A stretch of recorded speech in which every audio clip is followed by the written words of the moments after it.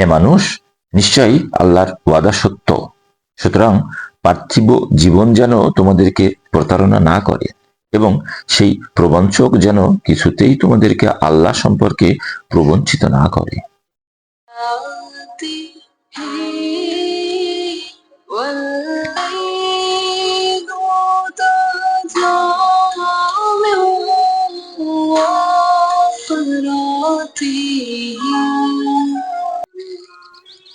সম্মানিত রোজাদারগণ, আসসালামু আলাইকুম।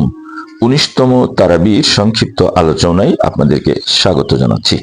আজ এশার নামাজের পর 19তম তারাবি নামাজ অনুষ্ঠিত হবে। আজকের তারাবিতে পবিত্র কোরআন থেকে 22তম পারা তেলাওয়াত করা হবে। 22তম পারার তেলাওয়াতে সূরা আহজাবের 31 নম্বর আয়াত থেকে সূরা ইয়াসিনের 21 নম্বর আয়াত পর্যন্ত সংক্ষেপে কিছু বিষয় আপনাদের সামনে উপস্থাপন করছি। তোমাদের মধ্যে যে কেউ আল্লাহ ও তার রসুলের অনুগত হবে এবং সৎকর্ম করবে, আমি তাকে তুবার পুরস্কার দেব এবং তার জন্য আমি সম্মানজনক রিজিক প্রস্তুত রেখেছি। নিশ্চয়ই মুসলমান পুরুষ, মুসলমান নারী, ইমানদার পুরুষ, ইমানদার নারী, অনুগত পুরুষ, অনুগত নারী, সত্যবাদী পুরুষ, সত্যবাদী নারী, ধৈর্যশীল পুরুষ, ধৈর্যশীল নারী, বিনীত পুরুষ, বিনীত নারী, দানশীল পুরুষ, দানশীল নারী, রোজা পালনকারী পুরুষ, রোজা পালনকারী নারী, যৌনাঙ্গ হেফাজতকারী পুরুষ, যৌনাঙ্গ হেফাজতকারী নারী, আল্লাহর অধিক জিকিরকারী পুরুষ ও জিকিরকারী নারী, তাদের জন্য আল্লাহ প্রস্তুত রেখেছেন ক্ষমা ও মহা পুরস্কার। আল্লাহ ও তার রসুল কোনো কাজের আদেশ করলে কোনো ইমানদার পুরুষ ও ইমানদার নারীর সে বিষয়ে কোনো সিদ্ধান্তের অধিকার থাকবে না। কেউ আল্লাহ ও তার রসুলের আদেশ অমান্য করলে সে প্রকাশ্যে পথভ্রষ্টতায় পতিত হবে। মুহাম্মদ তোমাদের মধ্যে কোনো পুরুষের পিতা নন, বরং তিনি আল্লাহর রাসূল এবং সর্বশেষ নবী। আল্লাহ সব বিষয়ে সর্বজ্ঞাত। মুমিনগণ, তোমরা আল্লাহকে অধিক পরিমাণ স্মরণ করো। তিনি তোমাদের প্রতি রহমত করেন এবং তার ফেরেশতাগণও তোমাদের জন্য রহমতের দোয়া করেন, অন্ধকার থেকে তোমাদেরকে আলোয় নিয়ে আসার জন্য। তিনি মুমিনদের প্রতি পরম দয়ালু। আপনি কাফের ও মুনাফিকদের আনুগত্য করবেন না এবং তাদের উৎপীড়ন উপেক্ষা করুন ও আল্লাহর উপর ভরসা করুন। আল্লাহ কার্যনির্বাহী রূপে যথেষ্ট। আল্লাহ তার নবীর প্রতি রহমত করেন এবং তার ফেরেশতাগণও তার নবীর জন্য রহমতের দোয়া করেন। হে মুমিনগণ, তোমরা নবীর জন্য রহমতের তরে দোয়া করো এবং তাকে যথাযথভাবে সালাম দাও। যারা আল্লাহ ও তার রসুলকে কষ্ট দেয়, আল্লাহ তাদের প্রতি ইহকাল ও পরকালে অভিসম্পাত করেন এবং তাদের জন্য প্রস্তুত রেখেছেন অবমাননাকর শাস্তি। হে নবী, আপনি আপনার পত্নীগণকে ও কন্যাগণকে এবং মুমিনদের স্ত্রীগণকে বলুন, তারা যেন তাদের চাদরের কিয়দংশ নিজেদের উপর টেনে নেয়। এতে তাদেরকে চেনা সহজ হবে, ফলে তাদেরকে উত্ত্যক্ত করা হবে না। আল্লাহ ক্ষমাশীল এবং দয়ালু।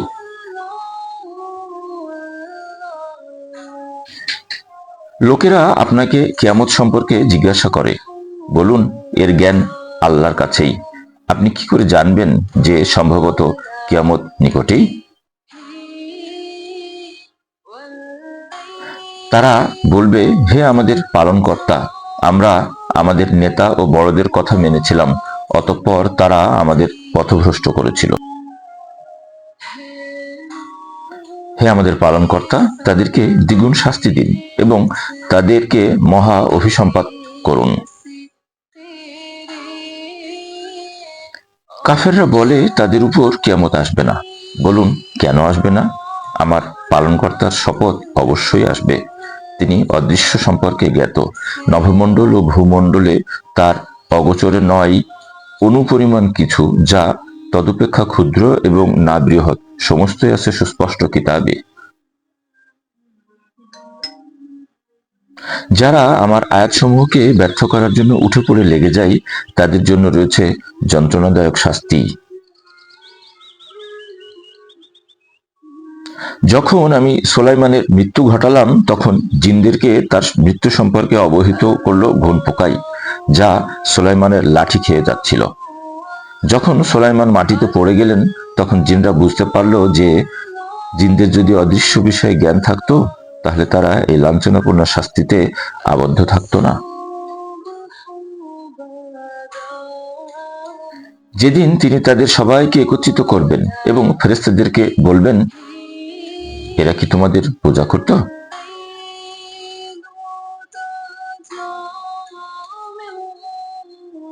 ফেরেশতারা বলবে, আপনি পবিত্র, আমরা আপনার পক্ষে তাদের পক্ষে নই, বরং তারা জিনদের পূজা করত, তাদের অধিকাংশই শয়তানি বিশ্বাসী।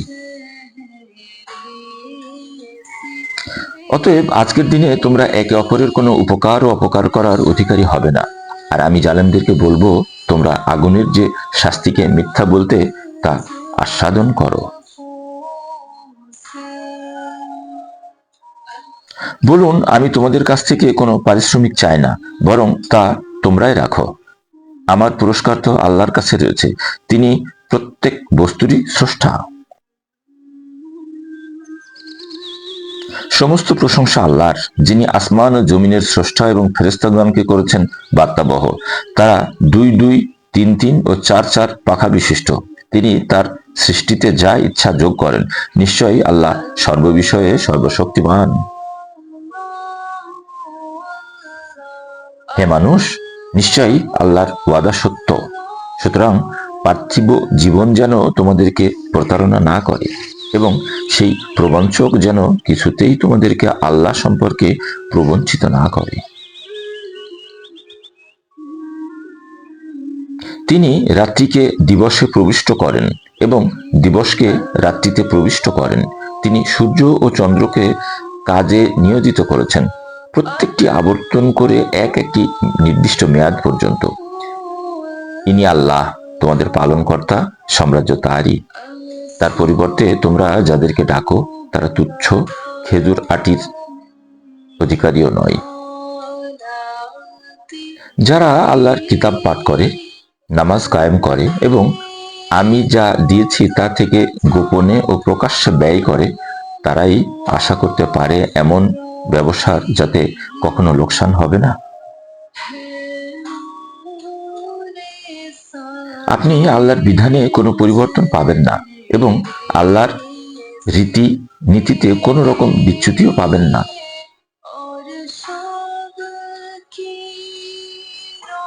যদি আল্লাহ মানুষকে তার কৃতকর্মের জন্য পাকড়াও করতেন, তবে ভূপৃষ্ঠে চলমান কাউকে ছেড়ে দিতেন না, কিন্তু তিনি এক নির্দিষ্ট মেয়াদ পর্যন্ত তাদেরকে অবকাশ দেন।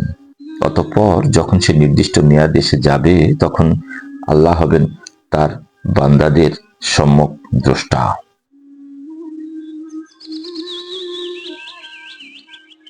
আমি মৃতদেরকে জীবিত করি এবং তাদের কর্ম ও কীর্তিসমূহ লিপিবদ্ধ করি।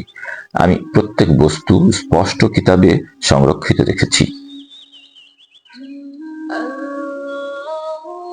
হে আমার সম্প্রদায়, তোমরা রসূলগণের অনুসরণ করো তাদের, যারা তোমাদের কাছে কোনো বিনিময় কামনা করেন না, অথচ তারা সুপথ প্রাপ্ত।